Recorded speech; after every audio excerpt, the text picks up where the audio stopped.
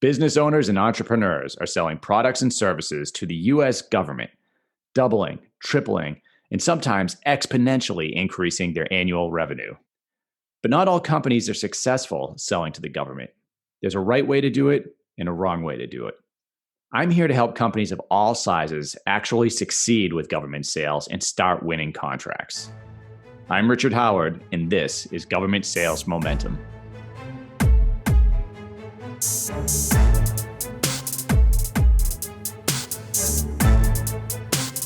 Hey guys, Richard here with Richard C. Howard and Associates. Thank you for listening to the Government Sales Momentum podcast, if that's what you're doing. If you're watching one of our videos on our website or on YouTube, again, thanks for downloading this and watching it.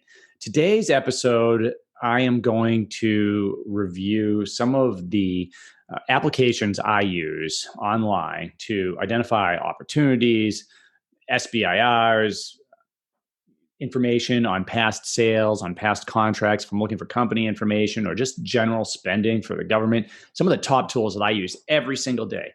Now, some of these are free and some of these are paid for. And so this will be a good way for whether you're new or you've been doing this for a while, if you're trying to make a decision on either purchasing, a low tier or high end tool for finding opportunities, or if you are just new to finding any opportunity or information on any government purchasing, this is going to walk you through some of the things that you can do and some of the sites, the websites you can go to for free and find some of those. And I'll give you, my personal opinions on them, and you can take them or leave them. So, all right, starting off, I am in the video. You'll be looking at my computer screen right now, and I'm on SAM.gov. Now, SAM.gov and Beta SAM, they are where the government's going to list most solicitations for any opportunity that they're going to put on contract. You can find RFIs, you can find sources sought, you can find requests for proposals, you can see older requests for proposals, and if you're doing some research. I do think it's a bit clunky. This is where I go to verify opportunities, to be frank with you. So I'm going to use probably one of the tools that I pay for to find opportunities. I'll talk about it a little bit later, where you can set up searches and it'll tell you, hey, within your North American Industry Classification Code or the keyword search that you put in, let's say it's help desk services. I might get an email in the morning saying, hey, help desk opportunity, and I'll go to that paid site and it'll give me some information. And if it's something I want to pursue, I'm always going to come back here to SAM.gov and verify. I consider SAM.gov the source stock for probably 90% of the solicitations that I'm looking at. So SAM.gov, actually run by GSA, which everyone's not aware of. It has transitioned from an older platform, FedBizOps, which some of you may be familiar with if you've been selling to the government for a while. A lot of people not happy with SAM.gov and Beta SAM. I think really they're working out a lot of the kinks. They have a lot of updates, or at least in my perspective, they've had a few updates here over the past couple of years. And it seems like every time they do that, it just makes it a little bit harder to use initially. So you can find a lot of information in here. You can find information on companies. You can find information on upcoming opportunities. You can see older solicitations. However, little bit clunky. So for me, I use it as a verification tool more than the tool I'm going to use to actually find opportunities. Now, some other sites that I really love. This is actually one of my favorite sites, and it is usaspending.com. Now, in usaspending.com, there are a lot of ways to search, for past spending. And what I love to do is I like to get a good idea of, before I start any project with a client or I recommend any company actually go out and start selling to the government, I always say the first question is, does the government buy what you sell? And this is the site that I use to answer that question. It's a free site, usaspending.gov. It's a government site. Again, it's only going to be as good as the information coming in here, populating it. So I do want everyone to understand that I don't have the the inside scoop on the analytics and the way that the software is put together for usaspending.gov or sam.gov. But I do think there's some lag time. That's just my opinion. I think that both of these lag a little bit software-wise. Now, I know that reporting of spending lags because I was on that side of it in the government, putting companies on contract. So I know you've got tons of agencies and offices that are putting companies on contract. They have to report all of that, and that just trickles in over the year. So you could look up, hey, how much did the Air Force spend on radar projects over the past year? And that number could change, or just Air Force spending in general. How much did the Air Force spend last year in 2020? And it's the time of recording now is July 2021. So I guarantee if you look at Air Force spending in 2020, which you'd think is all of those numbers have been reported. But if you look at that number today and I look at it next week, it's going to change. Not dramatically, but this is more of a big picture tool, right? So I can look past 3 years. I can go back to 2018. I can search by keyword. I can search by NAICS code. If I want to, I'll just put in a keyword up here. I'll put in radar. Again, this is going to be extremely broad, probably pulling any solicitation has radar and the keywords that it's tracking. But I can go in here and look at spending over time. So, for instance, 2021, it's now showing 3.8 billion has been spent. I can look at geography. I can see kind of where in the country is doing the spending, and looks like Texas and Massachusetts according to this chart, which actually makes a lot of sense.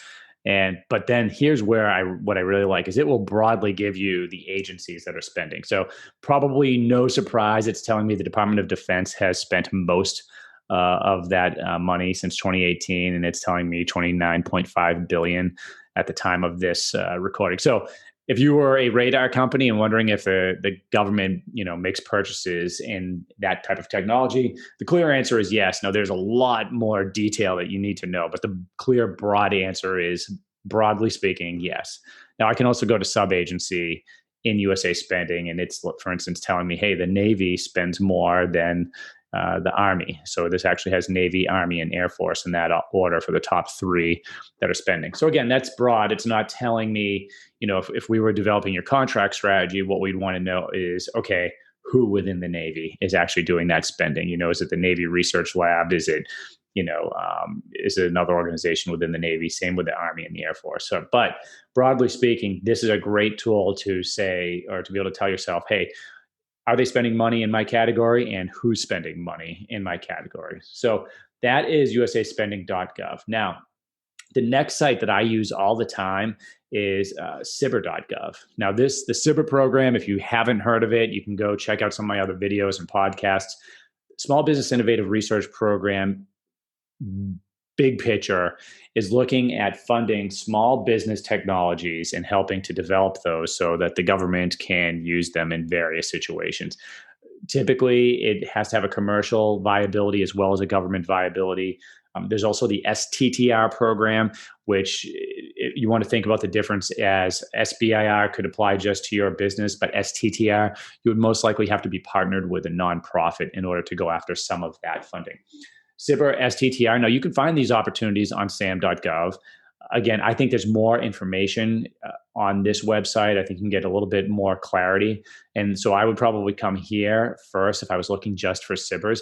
But again, I'm always going to go back to SAM.gov and double check. Hey, did the solicitation come out there? Sometimes SAM.gov will have something like an attachment that this doesn't. So there are a lot of different ways to search for opportunities. Another thing is, once I've ID'd something, let's stick with radars, right? Let's say I find a SBIR in here for radar technology development. I'll say it's a broad topic. I might look at SAM.gov, and I also might go to, we saw the Navy in USA Spending does a lot of radar spending. Let's say that this was a Navy SBIR. I would also go to the Navy website, the sponsoring organization, to see if they had information. So there are a few different places you can go to. And just walking the dog on this, if you were looking for a Department of Defense SBIR or STTR, you might want to check out DCIP, the Defense SBIR Innovation Portal. Now, typically, if you're submitting a SBIR for anything in the DoD, you're going to have to submit it through DCIP. And that might not always be the case, but my experience has been that it does. And what's also nice about DCIP, it's not just where you submit, but they have a lot of information on here on upcoming SBIRs and STTRs. So I find that going to these different websites is they present the information in different ways. And depending on what you're looking for, looking at a couple of them may make it a little bit more clear in your mind. So I always recommend looking at more than one site. You can get lost in something like sam.gov, just banging your head against the wall. And then you go to DCIP and, hey, like right there, first thing on the website, it's telling me that I've got two topics that are open for an upcoming Army SBIR. So again, it flashes that, and it's very specific. That's what this site is for, right? So those defense SBIRs. So this is another great site I highly recommend checking out and kind of working into your opportunity search if SBIRs and STTRs are for you. Now let's go and talk about some of the paid sites that I use. First one I use is Gov Tribe. Now, if you've done any Google searching for contract vehicles or upcoming opportunities, Gov Tribe probably has come up at some point. And, they kind of reel you in because they give you some freebie information on the first search or two, and then they ask you to start paying. Gov Tribe's not going to break the bank. And Gov Tribe does some things extremely well. One of the things they do well is, so I don't use them for opportunity ID. I use them for research, right? So let's just go keep with the radar topic, right? If you have, I just typed in radar in the search block here at the top of Gov Tribe, and it's going to come up with a lot of different things. It's going to come up everything from contract vehicles to awardees to federal grant opportunities. So you can search for opportunities in here, and it does have some different things to choose from.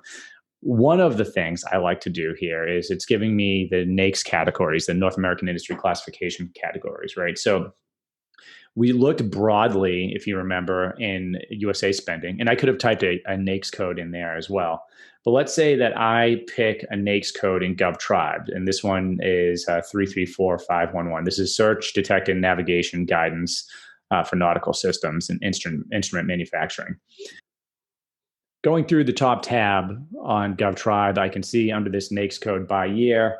This is a little bit similar to the way USA Spending presents the money, but what is a little bit different is I can look at IDIQs. Okay, what types of IDIQs has this funding under that NAICS code came out on? Are any of them, ones I should be looking into? How about GSA schedules? This is, if it's telling me how much money in a NAICS code is coming out on GSA schedules, that can help me as a business owner make the decision on whether or not I even need a GSA contract. In this case, it's not a huge percentage of the total money spent coming out on GSA. This requires a little bit more research, but that's starting to make me think that I might not need a schedule in order to start selling under this NAICS code. And then it'll give me GWACs and BPAs if there's any listed here. Again, a lot more research needs to be done if you want to dig into that type of thing. But broadly speaking, it can tell me, hey, is GSA used? Are there any other schedules used? Are there any big IDIQs that are being used? How is the money being spent, right? And then I can come down and I can divide this out even further. I can split it by major agencies. So this is telling me that, the Navy has done a lot of spending over the past 3 years. In fact, the majority of it. But I can also look at, let's just go into the Navy here. I'm going to click on that. What's nice here, now it's breaking out the major companies that are actually where this money is being awarded. And I can also look at, hey, how is it competed? And so here, it's telling me a lot of this, 53% not competed, 39% full and open competition. And then, it'll go down into subcategories, not competed under SAP or competed under SAP, which is Simplified Acquisitions Procedures. What about set-asides? If you're a small business, this might be something you're really interested in. For this particular category, not a lot of set-asides used. So, in fact, you got to go down about, it says 0% for woman-owned small business, 0.2% total small business. So this is a deplorable category if you're looking for small business set-asides, but it can give you that information. And it can also tell you things like place of performance. So some great information can come out on Gov Tribe. And, you'll type in other NAICS codes and you'll see that, hey, maybe in fact, I'll go back down here. So because we saw what the Navy's set-asides use, but what if we go into the Army? So now if I type into the Army, and now I'm going to do the same thing, I'm going to go, okay, what types of set-asides were used? Again, actually pretty reflective of what the Navy had too. Most of them, there's no set-aside used. I'm going to try this one more time and see if we can get a better set-aside percentage. Only I'm trying it with the Air Force. Nope. So again, but that tells me, hey, under this category, you're probably looking at full and open competitions or sole source. You have a lot of larger companies that are competing, and that kind of makes sense in the radar technology category. So the final system I'm going to review is GovernmentIQ. This is going to be on the higher end, as price-wise and as far as what they can deliver you. And what I love about GovernmentIQ is now this is going to give me the levels of detail that I'm really after. So I saw, broadly speaking, in that radar category, I could see that, the Navy spending a lot of money. I can see, big picture, hey, is GSA used? What types of IDIQs and contract vehicles? With GovernmentIQ, I can go in here, look at the same type of NAICS codes. I can look at spending really down into the detail. I can look at buying levels of organizations. So I can go Navy. Is it Navy Research Lab? Is it which acquisitions offices specifically are making the purchases in there? I can look at what set-asides are used. I can look at the names of the contracts that are used. So if there is a contract vehicle that's used over and over again, something that I could compete to be on, I can find that there. If there's category management, I can look at those types of tiers. I can look at, we can segment it to also different locations, right? So if I just want to know, hey, under that radar development in Massachusetts only, who's the big spenders there, right? So for that, it might be a totally different answer, right? Instead of the Navy, it might be the Air Force, and it might be Lifecycle Management Center, C3INN, Hanscom Air Force Base, HNJ. It can give me a very detailed account of where that work is coming out of. And hey, they use NASA SOUP for these 3 projects. Okay, well, that might mean that I want to look at the next onboarding opportunity for NASA SOUP. It gives you a lot more than that. You can set up basically notifications. So you get an email every day under searches that you've plugged in here. And this is not the only system that does that. There are plenty of systems that are more affordable. Your PTAC can recommend you some free ones, but I like GovWin because it gives me those layers of information that I'm not going to get in a free service. And, in a lot of cases, the paid services aren't going to give you that either. So again, there are others out here. This is just what I use. So I use all of these, free to paid, and I have multiple paid ones that I'm using, but these are the top sites that I'm in all the time. Well, that's a lot of information. I hope that helps. Feel free to check out some of our videos at richardchoward.com. We have other podcasts also listed that kind of go over some of this. So thank you again for tuning in, and looking forward to speaking with you again.